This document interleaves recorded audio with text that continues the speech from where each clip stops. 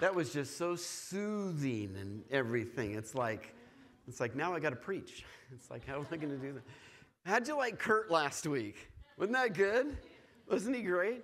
Yes, I know that he talked about but did he match? Did he match at all? Was he? See, I wasn't there to tell him he didn't match, so that was not good. Well, anyway, I heard that he doesn't like, he really railed against, the electronics and the phones today and how they can distract us and consume our time, as he read the outline from his phone. That was good. I wonder if he quite caught that. Anyway, well, it is good to be back. And my trip, I want to say that my trip all the way through California was without, and all the way through California, and I went to Las Vegas. I was wondering if anybody was going to announce that I was in Las Vegas on Sunday, and nobody did, so that was great. But it was for a car show, and it was a lot of fun. But one of the things about it is I drove all the way there, and all the way through California it was raining. All the way through, all the way till Bakersfield, and then you hang a left to go to Las Vegas. Rain. It's like, this is just not right. They hated me. Every time they saw an Oregon plate, they were going to shoot me because of, I brought the rain with me. Anyway, had a good time, but I want you to know it's good to be back. And thank you. Juan? Oh. Oh.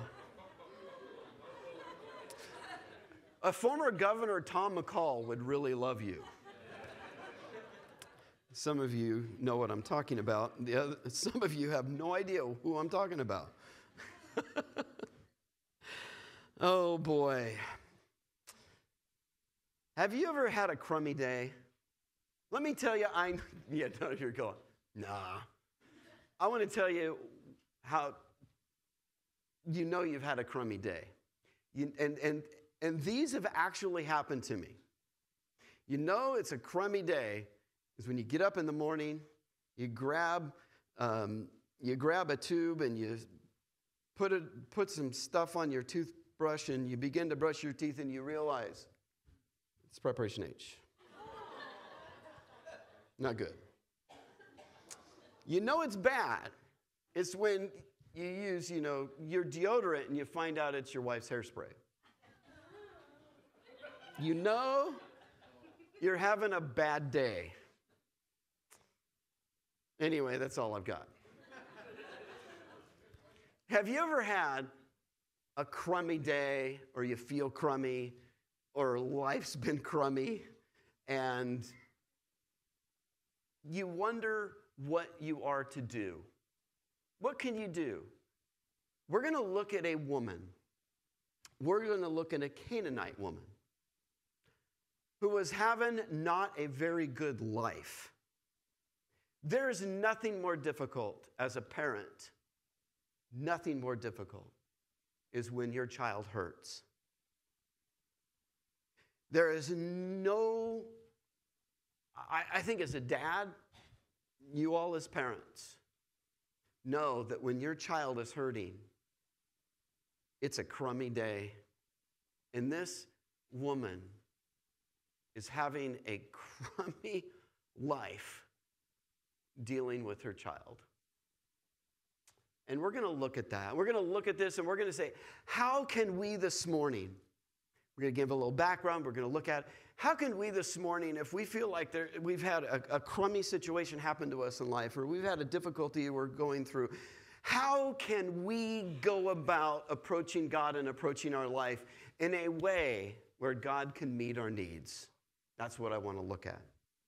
What I want to do is Matthew chapter 15, verses 21 through 28. Periodically, I'm going to stop as I read through this and give a little background, a little context. Because Jesus is leaving parts of Galilee, the northern Galilean area where he's ministering, and he's going even farther north into Tyre and the vicinity of Tyre and Sidon, which is our very ungodly cities. It's an ungodly region. And he's getting away because his disciples are wiped out. They are tired. You might say that they are feeling pretty cruddy too. And they just want to get away. They just want to rest. They just want to sleep. Have you ever felt like just getting away and getting some rest? I talked to a guy at this show. This is a very big Mopar show. It's 400 to 500 cars at the speedway there. And there's a guy that has purchased some of the wings that he's like a Chip Foose kind of guy. He's like a graveyards car kind of guy. He's a guy that just restores things to absolutely mint condition. I wouldn't even want my car around his because it would make mine look bad. And this guy is just fascinating. He's from Montana, and he drove all the way down from Montana to Las Vegas. Now this guy is well known and does incredible award-winning guy with cars. And on his way down, he's a little bit eclectic. I mean, a little bit interesting. And I should have had the picture. I got a picture of him. I should have had it ready for us, but I didn't. But he sleeps in his trunk of his car. It's a car like mine, except without the stuff on the front and the back. And he takes an exit. He goes at a rest stop, and he climbs in his trunk. He showed me a little light, blanket, everything. And so, can you see this at a rest stop? This guy getting into his trunk and then shutting the trunk on himself. Now, I know a little bit about trunks and being locked out of them, but I've never been locked into them. That can be arranged. Yeah.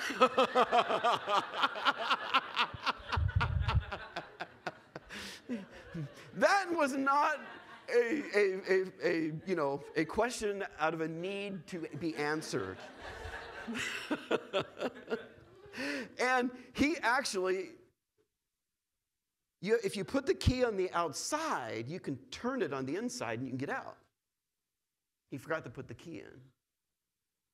So he is locked at a rest stop in the trunk of his car. It's a beautiful car too. 70 Roadrunner. At least he went out in style. Well, anyway, so he's lucky that he had a pair of pliers that he left in there too. And so here's this guy, major car builder. He's in the trunk of his car in the middle of the night with his phone, with a pair of pliers, unbolting the 2 bolts that hold the trunk down. And I told him, I said, dude, you have to let me share this with my church. He was having a crummy night. Okay.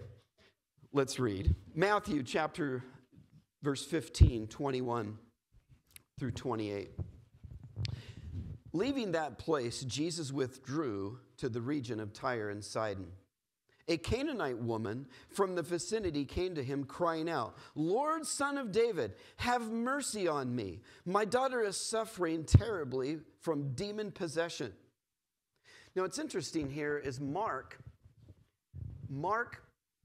says that she has an evil spirit. It's the same use of Mary of Magdala, which I shared on Easter, how that evil spirit, it was 7 times, 7 of them, which means completely. In other words, she was really messed up, as I shared.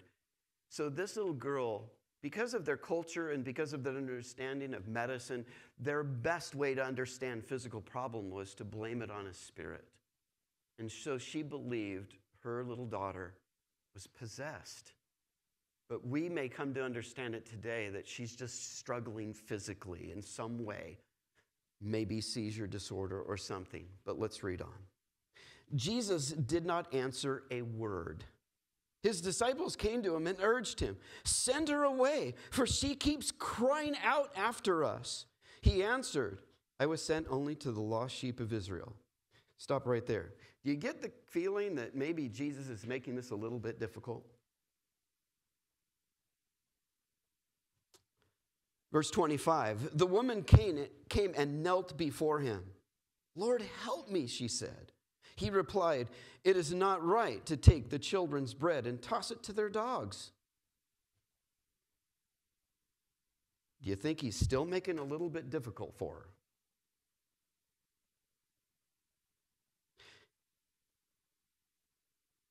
Yes, Lord, she said, but even the dogs eat the crumbs that fall from the master's table. Then Jesus answered, woman, you have great faith. Your request is granted, and your daughter was healed. And her daughter was healed from that very hour. The first point I want to look at is this, is our needs draw us to God.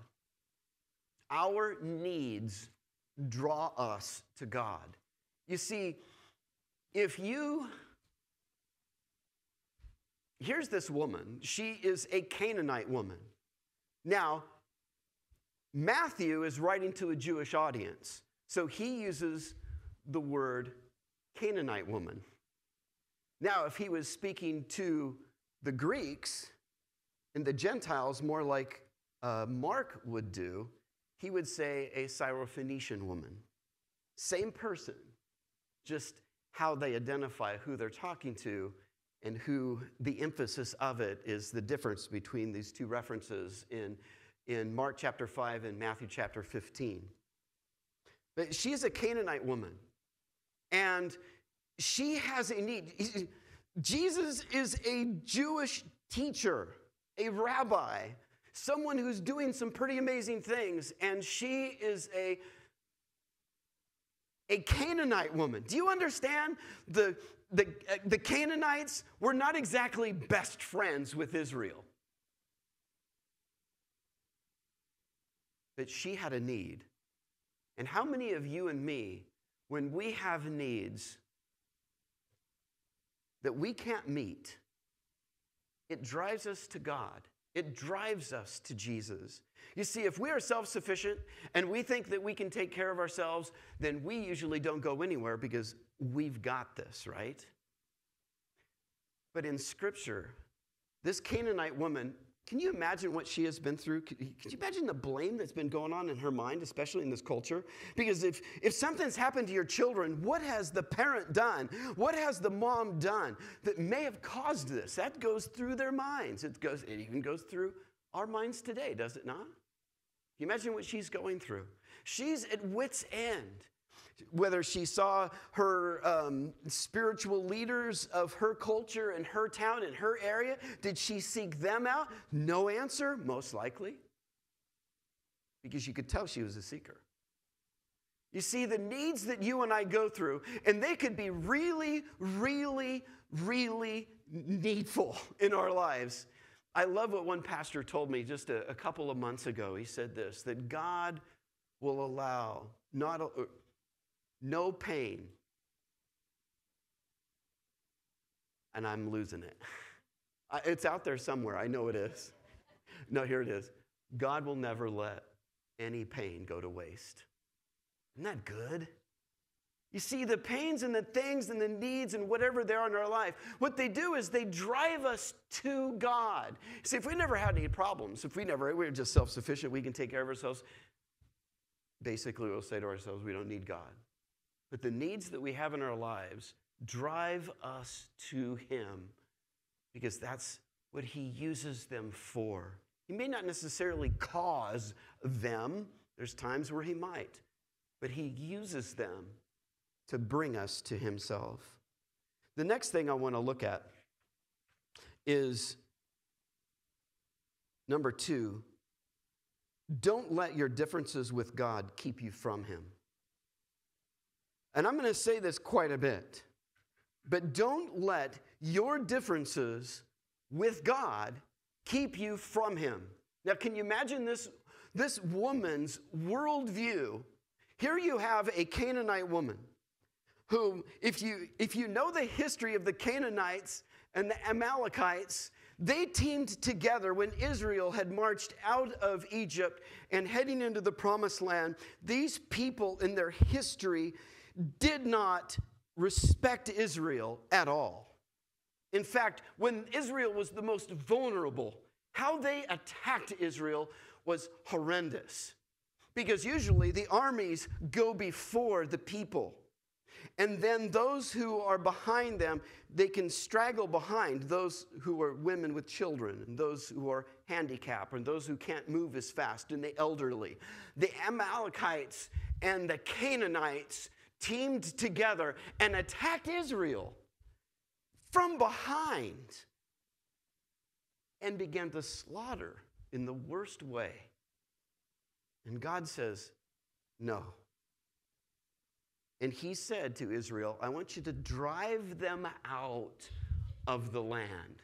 So can you imagine this woman? Can you imagine the way she was raised and how she was brought up and what she believed about the Jewish teachers and the leaders of their day? Can you imagine what's going through her mind? She didn't let the differences that she had with Jesus get in the way of going to Jesus. We may have the same problem today about our worldview. Look at the world that we live in today. Look at the way that they will depict, whether it's politics or whether it's Christianity or whatever it may be. Now, the world today, I would like to just tell the world, it's like, do not let your differences with God keep you from him. I mean, Jesus didn't sit down with this woman and say, okay, let's see, we need a 12-week course on Wesleyan Arminian theology before I will answer your prayer. He didn't do that. Jesus didn't have some litmus test of what she needed to believe about him in all the particulars before he answered her, before he responded to her. That's just beautiful. How many of us, we look at God and we say, I'm not sure. Hang on, this might be really radical, but hang on for just a moment. You don't have to believe in every single thing in here to come to Jesus. You get that? I'm telling you. It's like someone says, well, I don't know about you Christians, or I don't know about what you believe about this, or blah, blah, blah. I say, no. Don't let that get in the way of you seeing Jesus. See, what happens is when you come to Jesus and you meet with him, what happens is our worldview is tainted by all of the things that we have developed in our lives, and we look at God, what all he wants from you is a relationship with you through his son, Jesus Christ, who died on the cross for our sins. And once you have that relationship with him, your worldview and your perspective begins to change. That's what God does.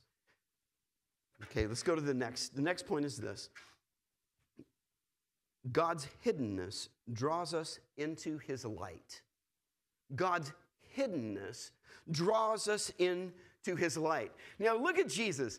This woman comes and she shouts out, Son of David. She is meeting Jesus on his ground, in her land. Do you see that? That is powerful. She is meeting Jesus on his turf, on his ground. Son of David, would you please have mercy on me? What a beautiful picture. And what's Jesus' response?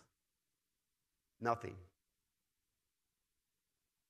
Didn't answer. How many of us, have you ever felt like God's playing hide and seek? I've got 2 books here I want to show you on the screen. One is called Unanswered. The other one is called The Hiddenness Argument. From an atheist. And these 2 books I have read and also have followed these authors. And I want to give you guys as a church, I want us to be on the cutting edge of where Christianity needs to be. Jeremiah J. Johnston is the one that put together this book called Unanswered. He asked the question, why are most of the people today either not going to church, or the ones that have gone to church are not going anymore? Here's the answer. The answer was, they didn't answer my question. That's the major reason why. Not only that, but did they not answer my question, but they wouldn't let me ask. That's the major reason. Not only in the United States, but globally. Wow. Now check this out.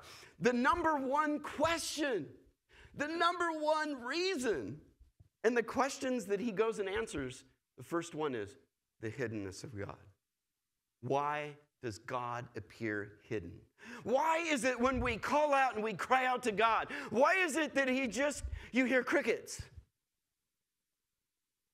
Why? Why when you want God to do something, reveal yourself to me, God? Crickets. Why is that? Why is this woman who is calling out to Jesus, why does he just do nothing?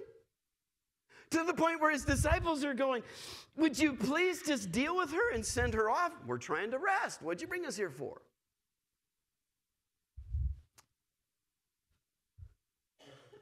God's silent. Silence is not his absence. Great quote. God's silence is not his absence. Can you imagine Abraham?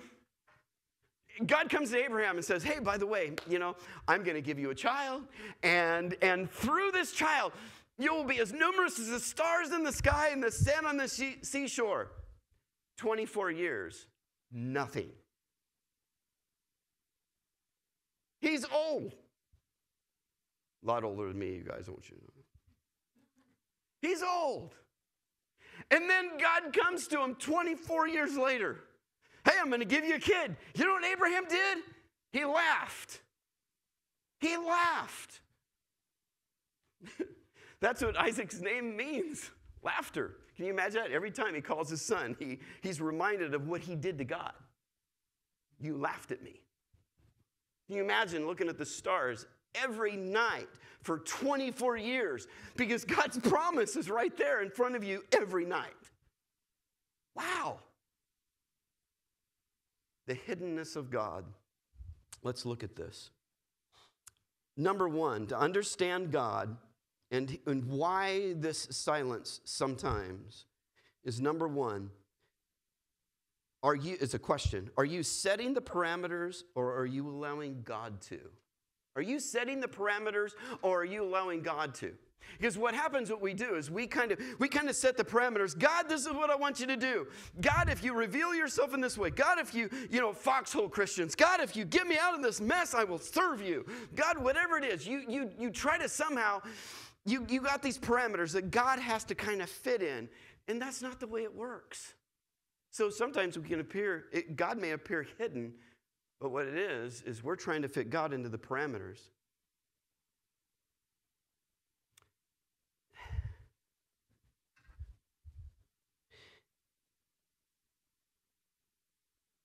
I was thinking of Thomas Edison, the inventor of the incandescent light bulb.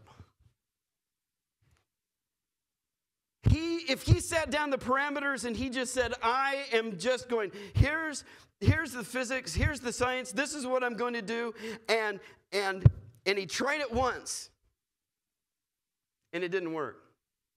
Laid down the same parameters, again, exactly the same, didn't work. Again, he tried the same parameters again, and it didn't work. Are you catching on to a problem here?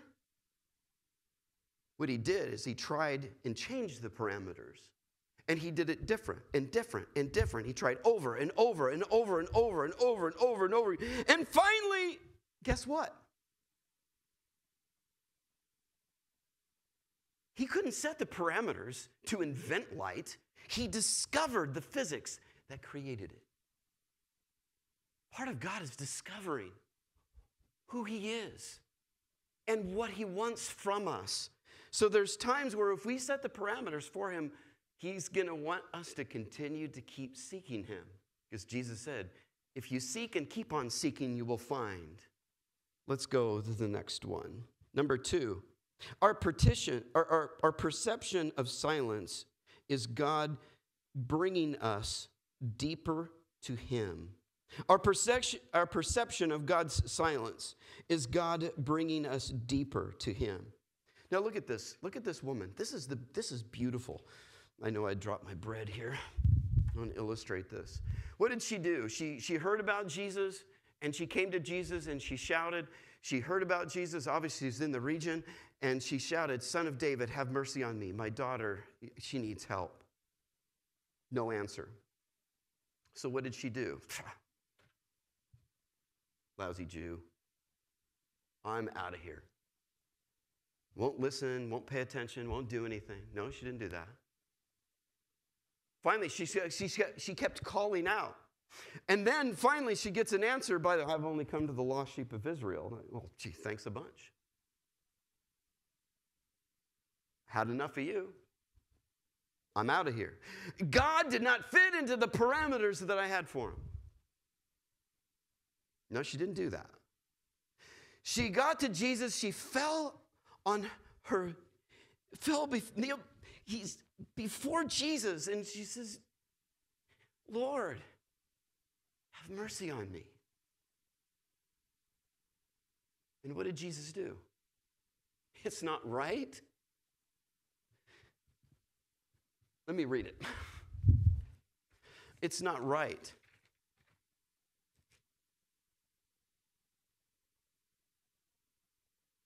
It is not right to take the children's bread and toss it to their dogs. Now, to a Gentile, the Jews, their version, what they felt, the Gentiles, they called them, they nicknamed them, it's an insulting term. The dogs were the scavengers. They would get into garbage. Dogs had kind of a bad rap in this culture. And the Jewish people called Gentiles dogs.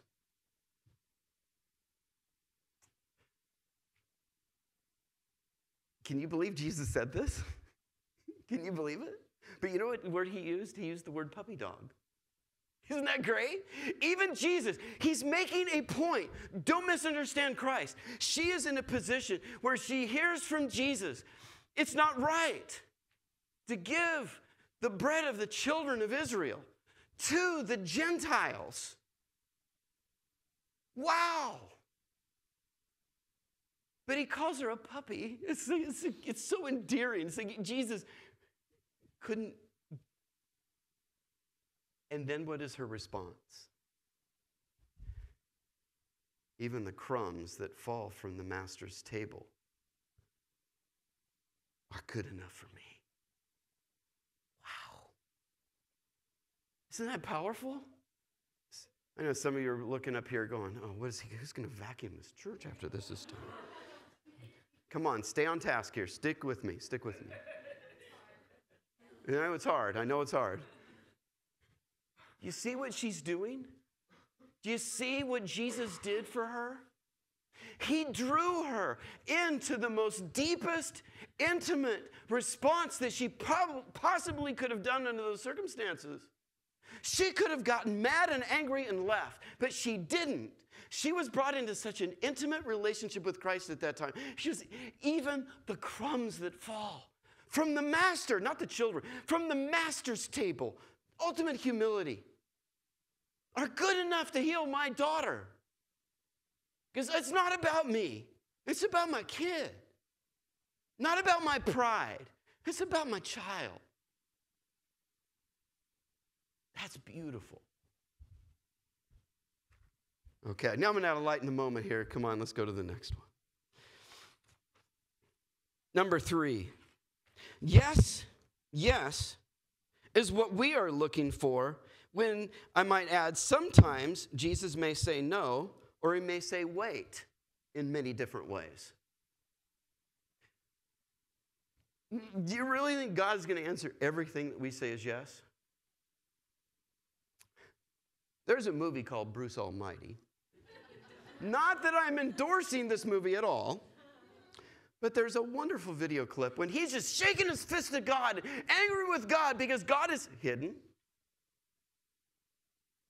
And God says, oh, really? You think it's so easy being me? Now it's your turn to be like, know what it's like. Let's watch.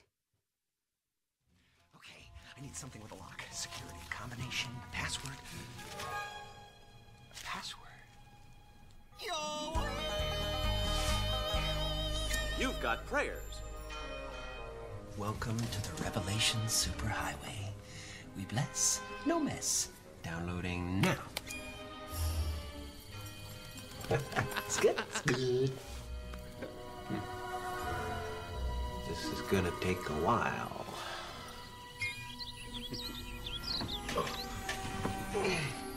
1,527,503 prayer requests.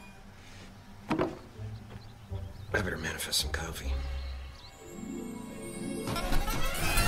Hola, Juan Valdez. Buenos días. Buenos días. Disfruta un buen café. Gracias, señor. Adiós. Adios.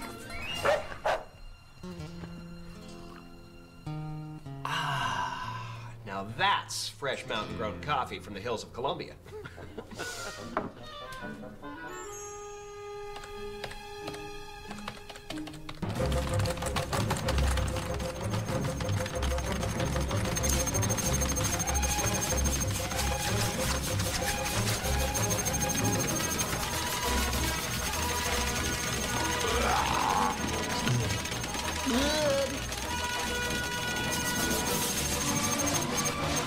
Okay, I had to have made some kind of a dent by now. Oh, come on! Oh. What a bunch of whiners. This is gonna suck the people up. You know what? Yes, to all. Yeah, there you go. Now everybody's happy. Oh, man. I hope that video is self-explanatory. God's not going to always answer yes. There's sometimes where God will just answer no. Sometimes he'll say wait, like he did with Abraham. Sometimes he's really quiet because he wants to draw out from us a deeper, intimate relationship with us. And he uses life. Next point, number 4, under understanding God, is God speaks through the narrative of our lives. This is what's interesting. It's God uses our entire life to speak to us. He uses the narrative of our life. He uses the story of our life. If I thought that every time I went to God with a prayer request and all of a sudden he didn't answer it, he didn't answer it the way I thought he should. But you look at the story, the narrative of my life, the narrative of your life story. You are a living narrative that Jesus wants to use. He will use your life. Not just answer you yes or no or wait. Sometimes he uses your entire life. I see you. I see you this morning. I see some things that you've all gone through. And they're tough. I know. I've seen it. I've seen you go through them. He will use your entire story. Number 5. God also is working on others too.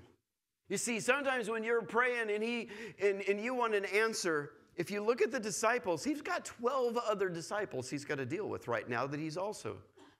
I mean, they're the ones that get up and are saying, by the way, this woman out here, would you deal with her? Just deal with her and send her off. Some commentators say that maybe he's just saying, would you please just heal her and send her away?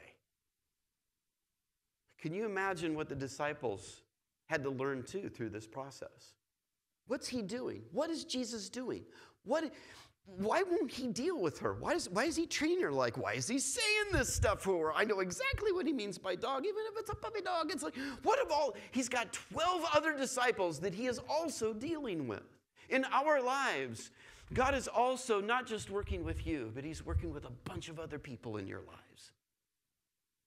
Just know that he does have the big picture in store and in mind. And the last thing is this: persistent faith is always rewarded. Persistent faith is always rewarded. Now I know, and I would like to say in closing with this, is when she responded, even the crumbs that fall from the master's table can heal my child. Good enough for me. That shows how great of a God she believed in Christ. Her persistent faith was rewarded. Listen, I don't believe necessarily that it's just the reward of her daughter being healed. But I think the greatest reward was the fact that she got to experience Jesus through all of this into a deep relationship with Christ. I wish I could get into more because there's so much more here I could say, but we're going to close. Bow your heads and close your eyes this morning. I'd like to ask you this morning, are you going through some crummy stuff? If you're going through some crummy stuff and you think that God is silent, or you think that God is hiding, you'd like to say, come out wherever you are. Know that God's silence is not his absence, that he deeply loves and cares for you, and he is drawing the best out from you. If you'd like me to pray for you, not only now, but this week in particular, just slip up your hand and say, I just need your prayers. Thank you. Wow, thank you. Let's pray. Dear Lord, thank you for